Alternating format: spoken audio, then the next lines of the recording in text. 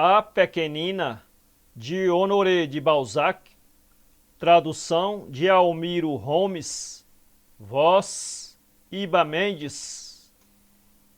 O espetáculo é espantoso, exclamou ela saindo do viveiro de feras de Mr. Martin. Estivera assistindo ao ato do audacioso domador, trabalhando com sua hiena, para falar em estilo de cartaz. Com que meios, continuou ela, podia ele domar esses animais para estar tão certo da sua afeição, a ponto de... O que para a senhora parece uma coisa impossível, respondi, é na verdade muito natural. Oh, fez ela, deixando um sorriso de incredulidade aflorar aos lábios. Então a senhora crê realmente que os animais estão totalmente isentos de paixões? Perguntei. Exatamente ao contrário. Nós podemos transmitir-lhes todos os vícios que proliferam na nossa civilização. Ela me fitou com ar de surpresa. Entretanto, continuei, admito que, como a senhora, da primeira vez que vi Mr. Martin, deixei escapar uma exclamação de incredulidade. Estava sentado ao lado de um velho militar, cuja perna direita fora amputada, que entrara comigo. Seu rosto me impressionara. Tinha uma dessas intrépidas cabeças estampadas com o signo da guerra, na qual estão escritas todas as batalhas de Napoleão. Além disso, tinha um ar de franqueza e de bom humor, o que me impressionava favoravelmente. Era sem dúvida um desses veteranos que já não se surpreendem com nada, que acham graça nas contorções de um companheiro agonizante, que o enterram ou saqueiam com a maior indiferença, que permanecem intrépidos diante da metralha. Enfim, um desses homens que não perdem tempo com hesitações e que não hesitariam em fazer amizade nem com o próprio diabo. Após examinar atentamente o proprietário da menagerie, enquanto ele saía da sua cabina, meu companheiro esticou os lábios com um ar de desprezo e superioridade, com essa peculiar e expressiva pose que os seres superiores adotam para demonstrar que não foram ludibriados. Depois, quando eu estava exaltando a coragem de Mr. Martin, ele sorriu, movendo a cabeça em sinal de compreensão, e disse: Isso é velho? Isso é velho como? Interrompi eu. Se o senhor quisesse explicar-me esse mistério, ficaria imensamente grato. Após alguns minutos, durante os quais fizemos camaradagem, fomos jantar no primeiro restaurante que deparamos. À sobremesa, uma garrafa de champanhe refrescou e rejuvenesceu por completo as memórias do singular velho oficial. Ele me contou sua história e, depois de ouvi-la, compreendi que tivera toda a razão ao exclamar: Isso é velho. Ao despedir-me dela, insistiu de tal maneira e fez tais promessas que arrancou de mim o compromisso de lhe transmitir as confidências do velho militar. Assim, no outro dia, ela recebia o seguinte episódio de uma epopeia que poderíamos chamar Os Franceses no Egito. Durante a expedição empreendida ao Alto Egito pelo general Desor, um soldado provençal, tendo caído em poder dos malgrabinos, foi levado por estes árabes aos desertos situados além das cataratas do Nilo, a fim de deixarem entre si e o exército francês um espaço bastante para sua tranquilidade. Os malgrabinos fizeram marchas forçadas e só à noite é que descansaram. Acamparam em roda de um poço encoberto por palmeiras, junto das quais haviam precedentemente enterrado algumas provisões.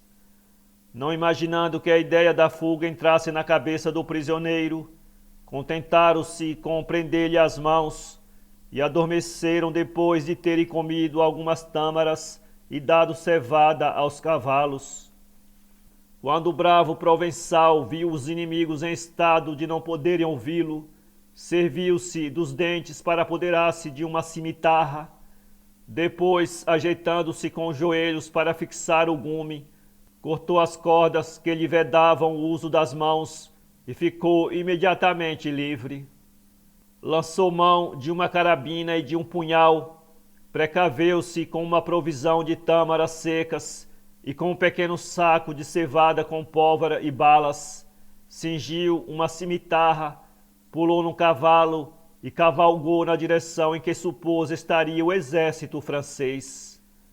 Impaciente por encontrar um bivac, incitou de tal forma o corcel já fatigado que o pobre animal expirou, aberto dos peitos, deixando o francês no meio do deserto. Depois de ter caminhado por algum tempo pela areia com toda a coragem de um forçado que se evade, o soldado viu-se obrigado a parar ao findar o dia. Apesar da beleza do céu nas noites do Oriente, não se sentiu com forças para continuar o caminho. Felizmente, pôde chegar a uma eminência no alto da qual se erguiam algumas palmeiras, cujas folhas, de há muito tempo avistadas, despertaram no seu coração as mais doces esperanças. O cansaço era tamanho que se deitou sobre uma pedra de granito, caprichosamente talhada em forma de leito de campanha, e ali adormeceu, sem se lembrar de tomar precauções para enquanto dormisse. Fizera o sacrifício da sua vida. O último pensamento foi uma saudade. Arrependia-se de ter fugido dos malgrabinos, cuja vida errante parecia sorrir-lhe, agora que se via longe deles e sem socorro. O sol veio acordá-lo, com os desapiedados raios batendo de chofre sobre o granito, produzindo um calor intolerável, pois ele cometera a estupidez de deitar-se no sentido inverso do da sombra projetada pelas grimpas verdejantes e majestosas das palmeiras. Contemplou aquelas árvores solitárias e estremeceu. Lembravam-lhe os fustes elegantes e coroados de longas folhas que distinguem as colunas sarracenas da Catedral de Arles. Mas quando, depois de ter contado as palmeiras, lançou os olhos em volta de si, o mais terrível desespero se apossou da sua alma. Via em torno um oceano sem limites. As areias enegrecidas do deserto se alongavam a perder de vista em todas as direções, faiscavam como uma lâmina de aço refletindo uma luz viva. Mal sabia se aquilo era um mar de gelo ou de lagos unidos como um espelho. Um vapor de fogo tumultuava por sobre este solo movente em ondas ardentes. A abóbada celeste fulgurava com um esplendor oriental de brilho insuportável. O céu e a terra estavam em brasa. O silêncio aterrava pela imponente e terrível majestade. Infinito imenso comprimia a alma em todos os sentidos. Nenhuma nuvem no céu, nenhuma bafagem no ar, nenhum acidente na areia, sempre movendo-se em ondas miúdas. O horizonte terminava como o do mar, quando está manso, com uma linha de luz tão nítida como o gume de um sabre. O provençal apertou o tronco de uma das palmeiras como se fosse o corpo de um amigo. Depois, ao abrigo da sombra tíbia e reta que a árvore desenhava sobre o granito, desatou a chorar. Por fim sentou-se e deixou-se ficar ali, contemplando com uma tristeza profunda a cena implacável que se abria a seus olhos. Gritou, clamou, como para interrogar a solidão. A voz, perdida nas cavidades da iminência, produziu ao longo um som frouxo que nem acordou os ecos. O eco era dentro do coração. O provençal tinha 22 anos. Ele engatilhou a carabina. Haverá muito tempo para isso, disse ele para si próprio, deixando cair a arma que lhe poderia trazer alívio. Contemplando de vez em quando o espaço cinzento e o espaço azul, o soldado sonhava com a França. Escutava com delícia os regatos de Paris, lembrava-se das cidades por onde tinha passado, das fisionomias dos camaradas e das mais banais circunstâncias da sua vida. Enfim, a imaginação meridional fez-lhe imediatamente representar os caiaus da querida Provença nos efeitos do calor que ondulava por sobre a superfície extensa do deserto. Receando todos os perigos desta cruel miragem, desceu por onde subira na véspera para a colina. Teve uma grande alegria ao descobrir uma espécie de gruta, naturalmente formada pelos imensos blocos de granito que constituíam a base do montículo. Os restos de uma esteira demonstravam que o asilo fora em tempos habitado.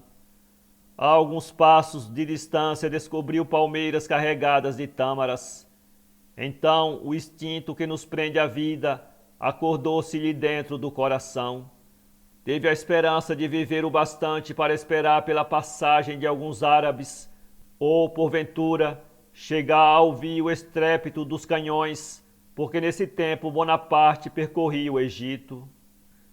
Reanimado por esse pensamento, o francês deitou abaixo alguns cachos de tâmaras maduras, sob o peso dos quais as palmeiras pareciam vergar, e certificou-se, ao saborear este maná inesperado, de que o habitador da gruta cultivara essas fruteiras. A polpa saborosa e fresca das tâmaras denunciava com efeito os cuidados do seu predecessor. O provençal passou subitamente de um desespero sombrio para uma alegria quase louca. Tornou a subir para o alto da colina e ocupou-se durante o resto do dia a cortar uma das palmeiras infecundas que, na véspera, lhe servira de abrigo. Uma vaga recordação o fez lembrar-se dos animais do deserto, prevendo que poderiam vir beber na nascente perdidas nas areias que brotava ao sopé dos blocos da rocha. Resolveu premunir-se contra aquelas visitas, erguendo uma barreira na porta do seu eremitério. Apesar de todo o ardor, apesar das forças que lhe deu o medo de ser devorado durante o sono, foi-lhe impossível cortar palmeiras em pedaços, embora conseguisse derrubá-la. Quando, ao cair da noite, caiu também essa rainha do deserto, o ruído da queda retumbou ao longe e foi como um gemido solitário pela solidão. O soldado estremeceu como se ouvisse alguma voz predizer-lhe uma desgraça. Mas, como um herdeiro que não se entristece por muito tempo pela morte de um parente, despojou aquela bela árvore das altas e largas folhas verdes que lhe servem de poético ornato para compor a esteira em que tinha de se deitar. Extenuado pelo calor e pelo trabalho, adormeceu debaixo da abóboda vermelha da sua gruta úmida. No meio da noite, o sono foi-lhe perturbado por um ruído extraordinário. Sentou-se estremunhado e o silêncio profundo que fazia deixou-lhe perceber o sussurro alternado de uma respiração cuja selvagem energia não podia pertencer à criatura humana. Um profundo medo, aumentado pela obscuridade, pelo silêncio e pelas fantasias do despertar, gelaram-lhe o coração.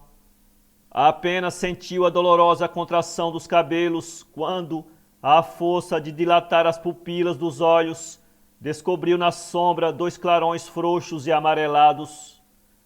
Primeiramente atribuiu aquelas luzes a algum reflexos das meninas dos seus olhos, mas imediatamente, ao distinguir os objetos que se achavam na gruta, descobriu um animal enorme deitado a 2 passos de si. Era um leão, um tigre ou um crocodilo? O provençal não tinha suficiente instrução para saber em que gênero devia ser classificado seu inimigo.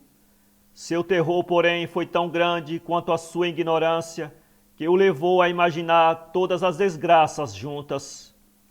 Suportou o cruel suplício de escutar, de reparar nos caprichos daquela respiração, sem nada deixar escapar, nem ousar fazer o menor movimento.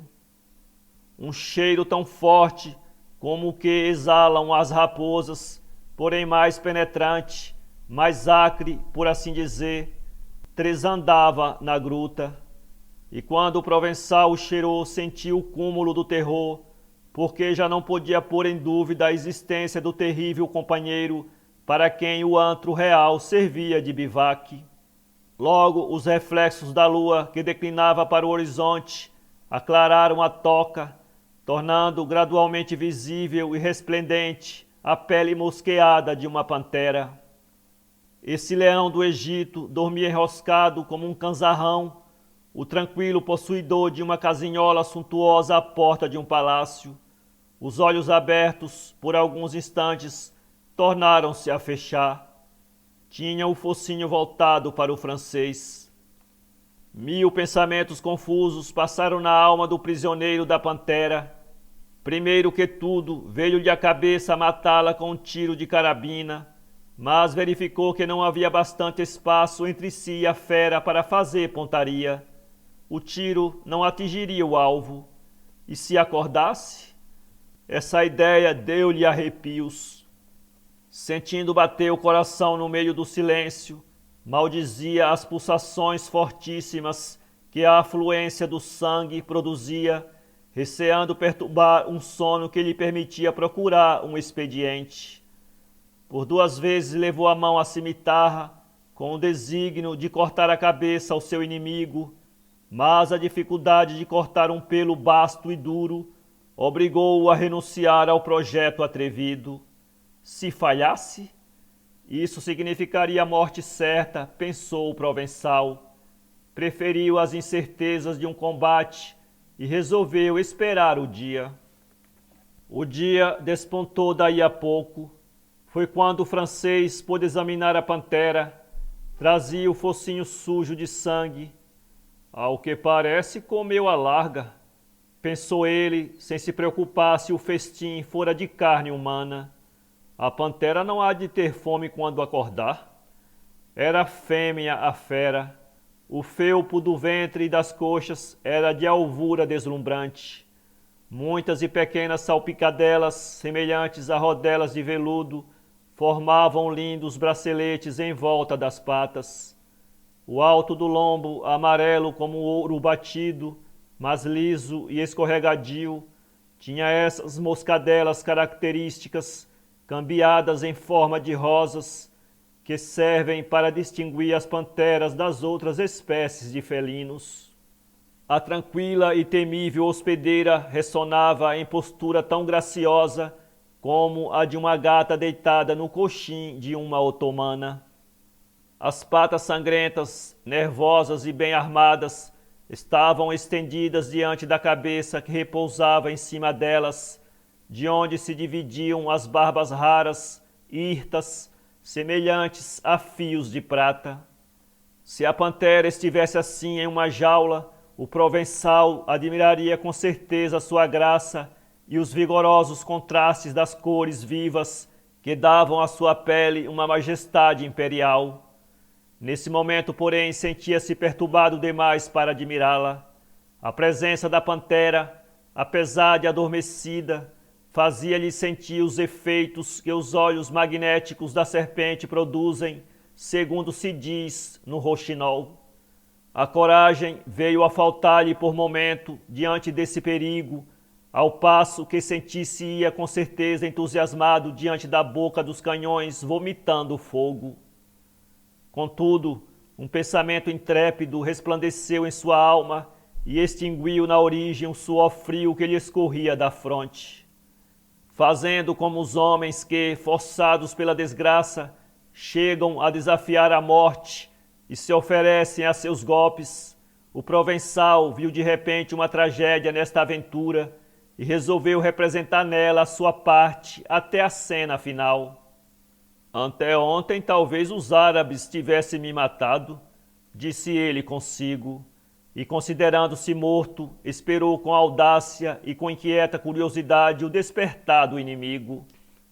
Quando o sol raiou, a pantera abriu subitamente os olhos. Depois espreguiçou-se, estendendo violentamente as patas para dissipar as cãibras. Por fim, abriu a boca, mostrando os aterradores dentes e a língua farpada, tão dura como um ralador. Mas que coquete! Pensou o francês ao vê-la enrolar-se e fazer os movimentos mais doces e mais lascivos. Lambeu em seguida o sangue que lhe sujava as garras e o focinho, coçou a cabeça com gestos repetidos, cheios de dengues.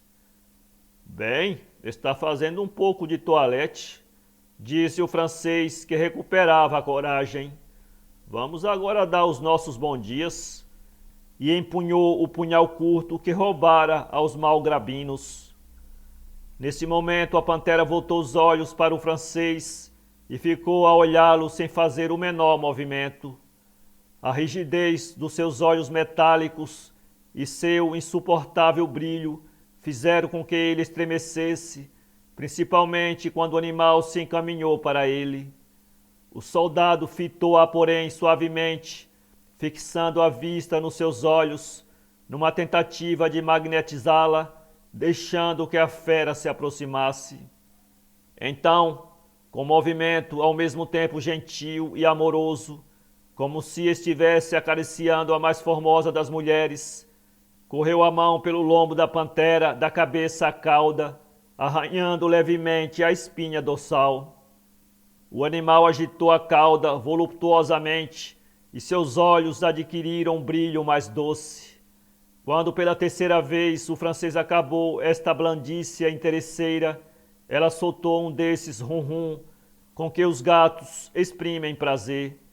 Estes, porém, reboaram na gruta como os últimos ruídos do órgão de uma igreja. O provençal, compreendendo a importância das suas carícias, repetiu-as. Logo que percebeu que tinha extinguido a ferocidade de sua caprichosa companheira, cuja fome fora afortunadamente saciada na véspera, levantou-se e quis sair da caverna. A pantera deixou-o sair à vontade, mas quando já descia a colina, saltou com a ligeireza com que os pardais saltam de ramo em ramo e veio roçar-se pelas pernas do soldado, arqueando o dorso à maneira dos gatos. Depois, contemplando o hóspede com uns olhos cujo brilho se tornara menos inflexível, soltou esse grito selvagem que os naturalistas comparam ao ruído de uma serra. Ela é exigente, exclamou o francês sorrindo, e experimentou brincar com suas orelhas, esfregando-lhe o ventre e coçar fortemente a cabeça com as unhas. E, verificando o bom resultado, esgravatou-lhe o crânio com a ponta do punhal, aguardando o melhor momento para matá-la. Porém, a dureza dos olhos fez-lhe recear um insucesso. A sultana do deserto agradeceu a habilidade do escravo, erguendo a cabeça, alongando o pescoço, demonstrando o inebriamento pela tranquilidade da sua postura. O francês lembrou-se de repente de que para matar de um só golpe a temível princesa era preciso apunhalá-la no pescoço e ergueu logo a lâmina, quando a pantera, saciada sem dúvida, se lhe deitou aos pés graciosamente, lançando de tempo em tempo olhares em que, apesar de um vigor nativo, se representava confusamente a beatitude.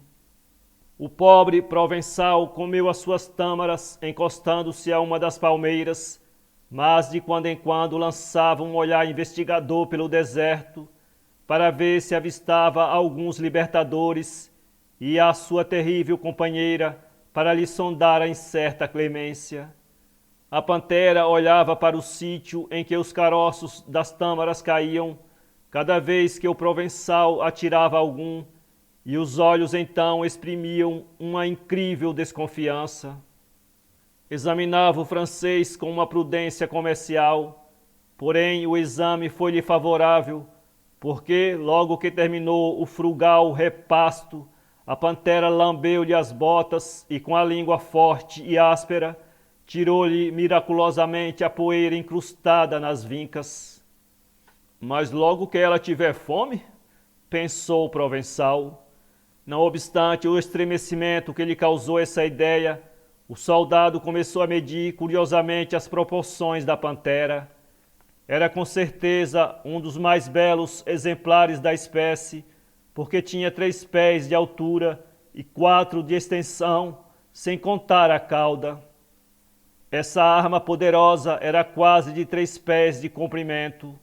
A cabeça, grande como a de uma leoa, distinguia-se por uma rara expressão de requinte.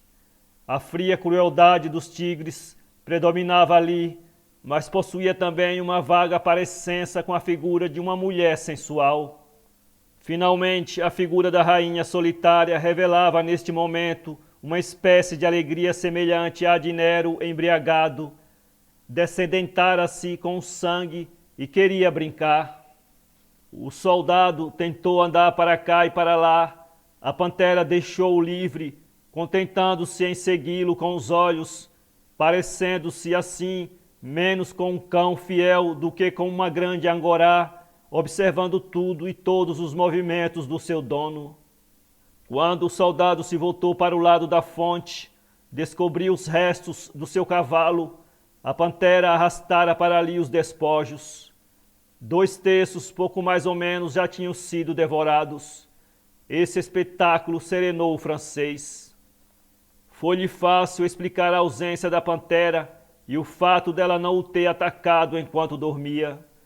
Esta primeira felicidade o animava a tentar o futuro e chegou a conceber a louca esperança de viver em boa paz com a fera durante o dia todo, não deixando escapar nenhum meio de cativar e conciliar as suas boas graças. Tornou para o lado dela e teve a inefável felicidade de vê-la sacudir a cauda com um movimento quase insensível. O francês pegou-lhe nas patas, no focinho, estorcegou-lhe as orelhas, deitou-a de costas e coçou rijamente o ventre quente e cetinoso. Deu-lhe licença para tudo, e quando o soldado quis alisar-lhe o pelo das patas, encolheu cuidadosamente as unhas recurvadas como cimitarras. O francês, que conservava uma mão sobre o punhal, pensava em enterrá-lo no ventre da confiadíssima pantera, mas tinha medo de ser imediatamente estrangulado pela última convulsão que a agitasse. De mais a mais sentia no ímã do coração um remorso que mandava respeitar uma criatura inofensiva. Parecia-lhe ter achado uma amiga naquele deserto sem limites. Pensou imediatamente na sua primeira namorada, a quem chamava Pequenina, por antífrase, porque era de tão atroz ciúme que durante o tempo que durou essa paixão, sempre temeu o punhal com que ela o ameaçava. Esta recordação sugeriu-lhe a ideia de dar esse nome à jovem pantera, cuja agilidade, graça e languidez admirava agora com menos medo. Pelo fim do dia, já estava familiarizado com a sua situação perigosa e quase chegava a sentir-se satisfeito com o que lhe estava acontecendo. Finalmente, a companheira acabara por tomar o hábito de olhar para ele quando a chamava com voz de falsete. Pequenina! Ao declinar do sol, Pequenina fez ressoar muitas vezes um grito profundo e melancólico. É muito bem educada, pensou o folgazão soldado. Está dizendo as suas orações. Mas este gracejo mental só lhe veio ao espírito quando notou a postura pacífica em que permanecia sua camarada. Vamos, minha loirinha, deixa a tia ir deitar primeiro, disse o soldado, fiando-se na atividade das suas pernas para se evadir o mais depressa possível, logo que a pilhasse adormecida, para ver se descobria outro covil durante a noite. O soldado esperou com impaciência o instante da fuga e, quando chegou, desfilou vigorosamente na direção do Nilo. Apenas andar 1/4 de légua nos areais, ouviu a pantera que se arremessava atrás dele, soltando de vez em quando esse grito de serra, ainda mais aterrador do que o estrépito dos seus saltos. Só faltava essa, disse o soldado. Tomou minha amizade. Esta pantera, nova ainda, não encontrou ninguém E é caso para envaidecer a gente o poder desfrutar as primícias do seu amor. Nesse momento, o francês caiu em um dos areais moventes, tão temíveis para os viajantes, dos quais é impossível a gente salvar-se. Sentindo-se escorregar, soltou um grito de aflição. A pantera agarrou-o com os dentes pela roupa e, saltando com vigor para trás, tirou-o do abismo como que por magia. Ah, pequenina! Exclamou o soldado, acariciando-a com entusiasmo. Vivemos agora um para o outro, para a vida e para a morte, mas nada de brincadeiras. E voltou para a gruta. O deserto desde então pareceu-lhe povoado. Encerrava uma criatura a quem o francês podia falar e cuja ferocidade se adoçara para ele, sem que pudesse explicar as razões da incrível amizade. Por mais poderoso que fosse o seu desejo de permanecer alerta, acabou adormecendo. Ao acordar já não encontrou pequenina, subiu a colina e ao longe descobriu-a retoiçando, segundo o costume destes animais, cuja extrema flexibilidade da coluna vertebral lhes veda a carreira. Pequenina chegou com as belfas sujas de sangue, recebeu as necessárias carícias que lhe fez o companheiro, participando-lhe com o seu grave rum-rum o quanto sentia-se feliz. Os olhos cheios de blandícias volveram-se com mais doçura do que na véspera para o provençal, que lhe falava como se fosse a um animal doméstico. Ah, donzelinha, está visto que você é uma recatada menina, não é assim? Todos nós gostamos de ser mimados. Você não tem vergonha? Então comeu algum malgrabino? Está bom, são animais como vocês, mas nada de empaviar algum francês, senão deixo de te amar. A pantera brincou como um cãozinho novo brinca com o seu dono, deixando-se rolar, bater e afagar de vez em quando. Às vezes provocava o soldado avançando a pata para ele com um gesto solicitador. Passaram-se alguns dias assim. Essa companhia permitiu ao provençal admirar a sublimes beleza do deserto. Agora que tinha uma criatura em quem pensar, horas de temor e calma e muito alimento, esses contrastes agitavam-lhe a alma. Era uma vida cheia de interesse.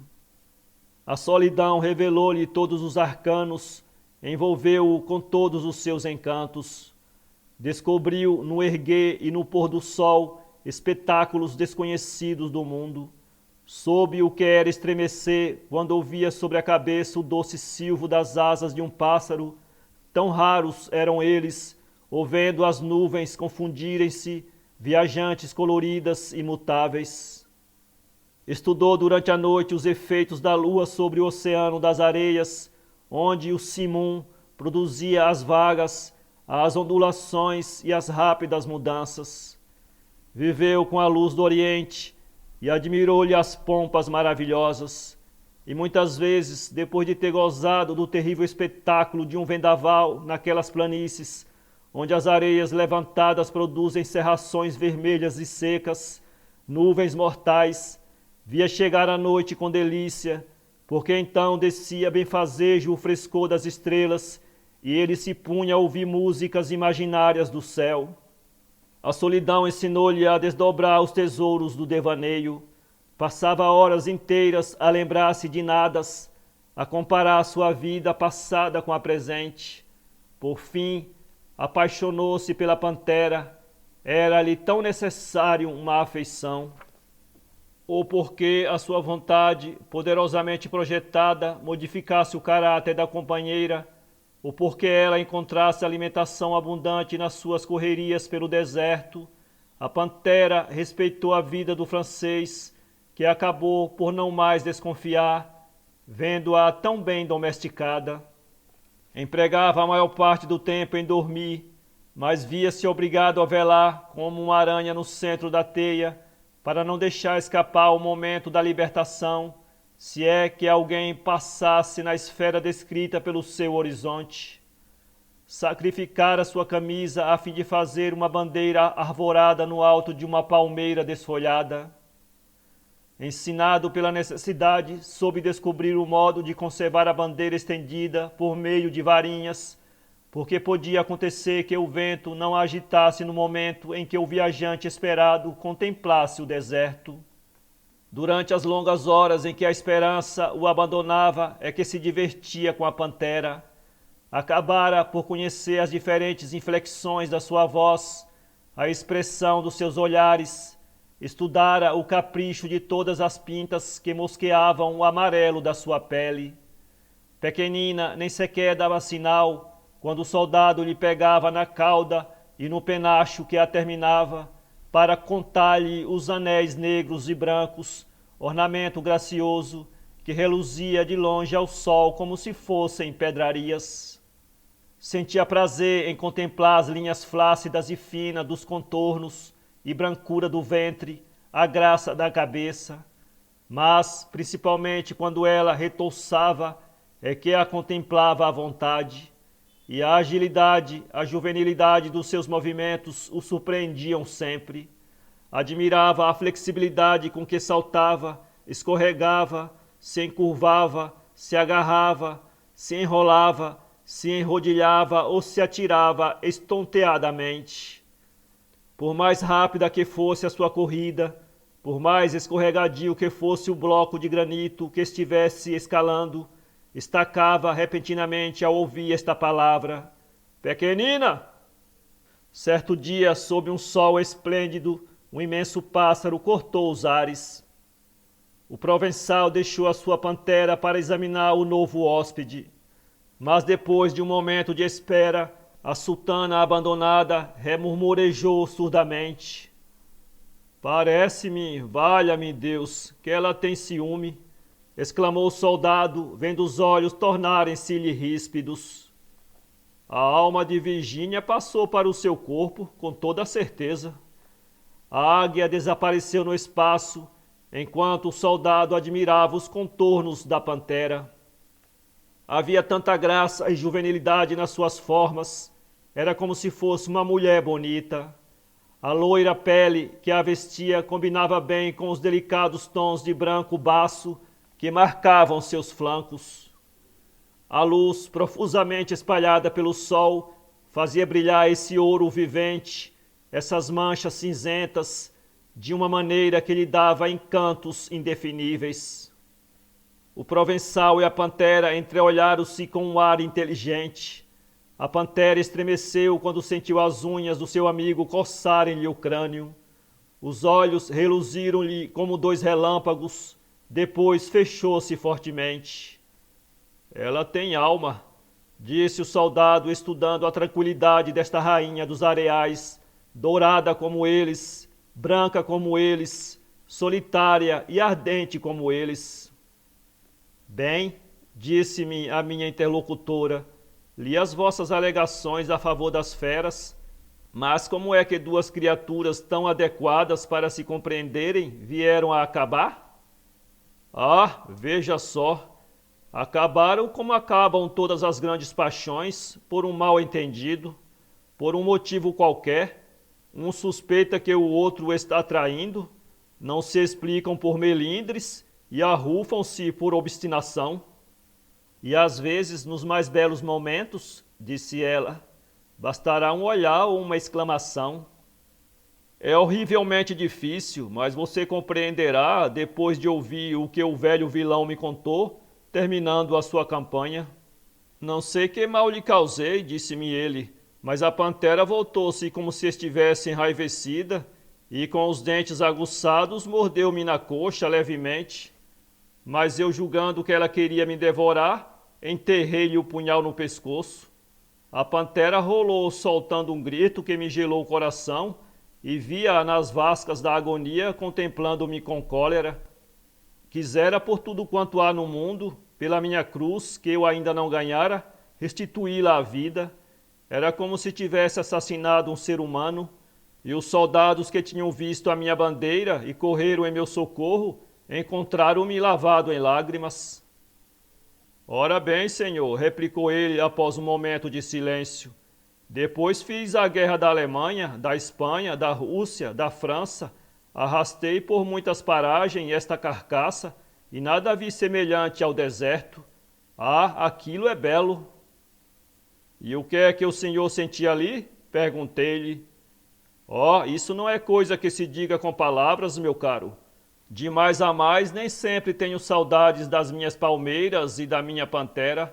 Seria preciso que estivesse muito melancólico. No deserto, fique sabendo, há tudo e não há nada. Sim, mas explique.